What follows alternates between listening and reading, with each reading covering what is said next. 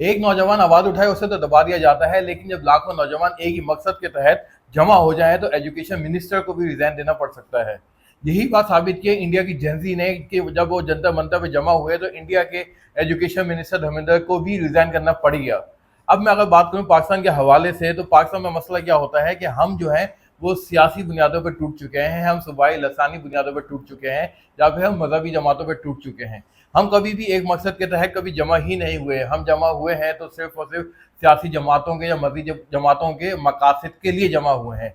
जो नौजवान है पाकिस्तान का, इन्होंने कभी भी एक मकसद के तहत जमा होकर ये सोचा ही नहीं कि अगर हम आवाज़ बुलंद करें तो हमारे मसाइल भी हल हो सकते हैं। हम ये सोचते हैं कि हमारे बोलने से क्या होगा, निज़ाम तो ऐसे कभी भी नहीं बदलेगा। हमें कभी भी किसी भी सियासी जमात का आलाकार बनने की ज़रूरत ही नहीं। हमें ज़रूरत है तो सिर्फ और सिर्फ बाशऊर होने की और अपना जो मकसद है वहाँ पे मुत्तहिद हो जाने की। किसी एक की आवाज़ बुलंद करने से कभी भी कुछ नहीं होगा।